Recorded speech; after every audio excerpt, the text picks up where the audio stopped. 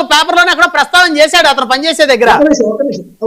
చెప్తాను అని ఆయన లోకల్ పేపర్, ఆ లోకల్ పేపర్ లో ఆమెకు జరిగిన అన్యాయాన్ని ఆయన ఇండైరెక్ట్ గా హైలైట్ చేస్తూ రాశాడు. అప్పుడున్న పరిస్థితుల్లో ఆ ఐటమ్ రాయటం పట్ల ఆమెకు వ్యతిరేకత ఉంది.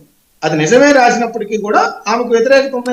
అంటే ఆవిడకి వారిద్దరు అండర్స్టాండింగ్ లో ఉన్నారు. అరవశ్రీధరు వీణ అండర్స్టాండింగ్ లో ఉండబట్టే ఆవిడ ఎందుకు బయట పెట్టావు మా విషయం, ఏమైనా చెప్పానా, నేనేమన్నా బాధపడ్డానా అని చెప్పి కొడుతుంది అతన్ని. కరెక్టే. ఆ జర్నలిస్ట్ గారు ఇందాక ఒక యూట్యూబ్ ఛానల్ లో మాట్లాడినప్పుడు ఆయన విన్నా, నేను కూడా ఆయన కూడా అదే చెప్పారు. నేను ఆమెకేదో న్యాయం చేద్దామని నేను ఐటమ్ రాస్తే నేనే బాధితుగా మారాల్సి వచ్చింది అనేది కూడా అతను చెప్పినది కూడా నేను విన్నాను ఒక యూట్యూబ్ ఛానల్ లో చూసేది. అంటే నేనేమంటానంటే ఓకే, ఆమెకి న్యాయం జరగాలి. ఒక మహిళకు అన్యాయం జరిగితే ఎవ్వరం కూడా ఇక్కడ కూర్చుని డిబేట్ లో వాళ్ళందరూ ఇందాక ఏకాభిప్రాయం, మహిళకు అన్యాయం జరిగితే ఖచ్చితంగా అరవశ్రీధర్ గారు ఏమి చేస్తున్నా కూడా ఆయనకి శిక్షణ చూడాలని, ఆమెకి న్యాయం జరగాలి. దానిలో ఎటువంటి సందేహం లేదు.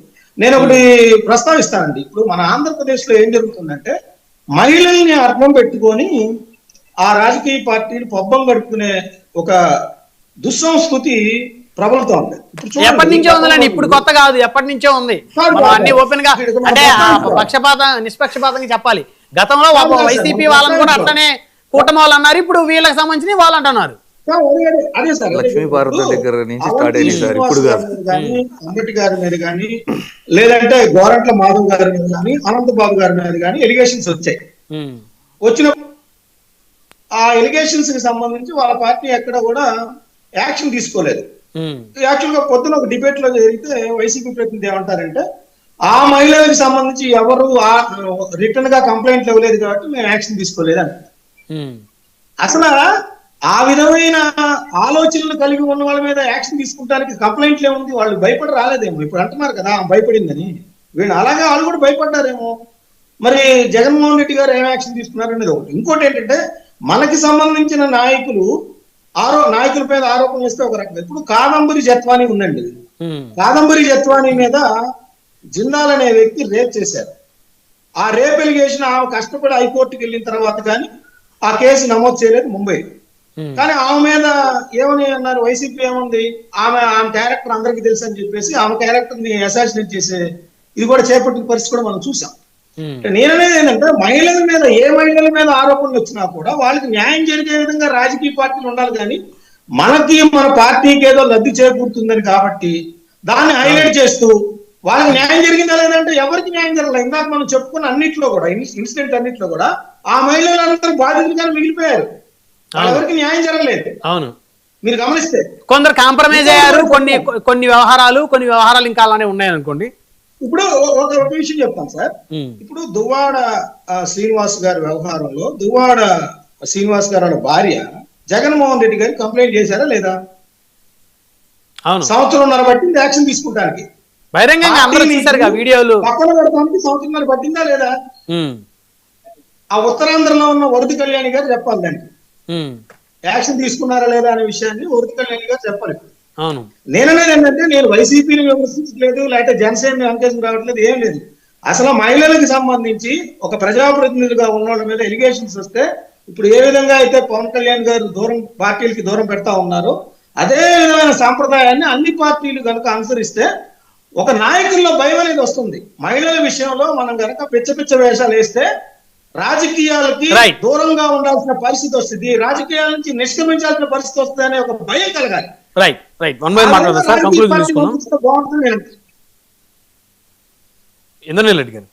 సార్, ఈ వ్యవహారం మొత్తంలో ఇప్పుడు ప్యానలిస్టులు మాట్లాడిన తర్వాత ఒక 2 minutes వాళ్ళు మాట్లాడిన దాంట్లోంచి తీసుకుందాం. పవన్ కళ్యాణ్ గారు అటవీ శాఖ అనేది వారి దగ్గరే ఉన్నప్పుడు బుడ్డా రాజశేఖర రెడ్డి గారు ఉదాంతం చెప్పి రజనీ గారు ఏం చెప్తున్నారు అంటే అదే జనసేన క్యాండిడేట్ అయి ఉంటే వేరే విధంగా ఉండేది అంటున్నారు. మీరు జనసేన వాళ్ళకి మాత్రమే ఉప ముఖ్యమంత్రి లేదు, పర్టికులర్ అటవీ శాఖ మంత్రి కాదు, మీ శాఖలో అది టీడీపీ వాళ్ళు అయినా కూడా వాళ్ళకు కూడా శిక్షించాల్సిన బాధ్యత ఆ శాఖ ఉన్న అంటే చెయ్యాలి.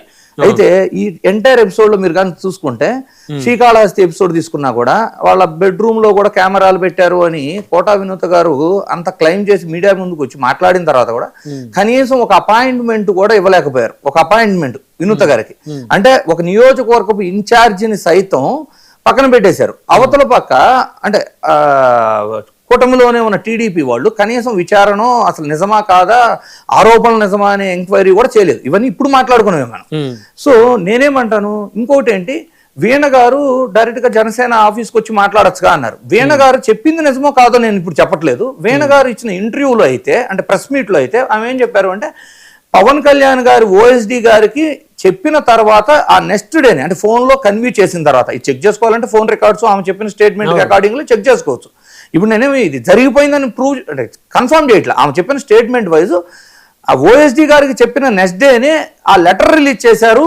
ఏదన్నా తప్పులు జరుగుతుంటే వాటిని డ్యామేజ్ కాకుండా కంట్రోల్ చేసుకొని కవర్ చేసుకోండి అనే టైప్ లో లెటర్ రిలీజ్ చేశారు అన్నారు. అది చేయటం తప్పని చెప్పలేదు కదా ఆయన కూడా.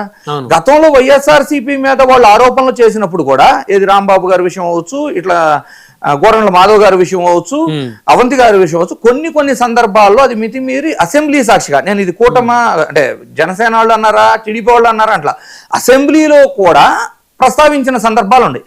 ఇప్పుడు వైఎస్ఆర్సీపీ ఏం చేస్తుంది, ప్రతిపక్షంలో ఉంది కాబట్టి డెఫినెట్లీ ఇలాంటి ఒక ఇన్సిడెంట్ని అడ్వాంటేజ్ తీసుకొని వాళ్ళని అధికారంలో ఉన్న వాళ్ళని ఇరుకుని పెట్టడానికి ప్రతిపక్షంగా మాట్లాడటము, దీన్ని అగ్రెసివ్గా తీసుకెళ్లటము, ప్రజల మద్దతు, మహిళా ఓట్ల దండుకోవాలని ఒక ఐడియా ఉంటుంది. వాళ్ళు చేయటం వరకు యాజ్ ఏ పొలిటికల్ స్ట్రాటజిస్ట్గా నేనైతే ఓకే, వాళ్ళ స్ట్రాటజీ ఏదనుకుంటా. కానీ ఈ కూటమిలో జనసేన ఎంత నిబద్ధతతో టీడీపీ పక్షాన ఉందో, కానీ టీడీపీ అంతే నిబద్ధతతో జనసేనతో కూడా ఉందా అంటే లేదని మాత్రం చాలా స్పష్టంగా జనసేన నాయకుల నుంచి కానివ్వండి, జనసేన కార్యకర్తల నుంచి కానివ్వండి మనం చూస్తున్న ఇన్సిడెంట్స్, ఒక శ్రీకాళహస్తి ఇన్సిడెంట్ అవ్వచ్చు, బుడ్డా రాజశేఖర రెడ్డి గారి ఎపిసోడ్ అవ్వచ్చు, లేదు అంటే కాశీనాయనలో ఫారెస్ట్ వాళ్ళు అక్కడ కొంత డ్యామేజ్ జరిగింది, ఏది కాశీనాయన టెంపుల్ కి.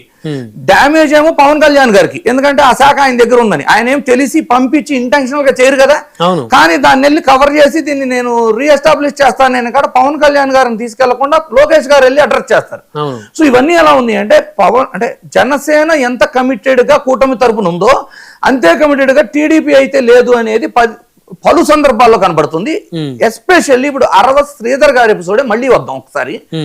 ఇప్పుడు చూడండి, ఆదిమూలం గారి విషయం అవ్వచ్చు, సంధ్యారాణి గారి పిఏ విషయం అవ్వచ్చు, అంటే టీడీపీకి అనుకూలమైన మీడియాలో దీన్ని ఎలా ప్రొజెక్ట్ చేసి చూపించారు.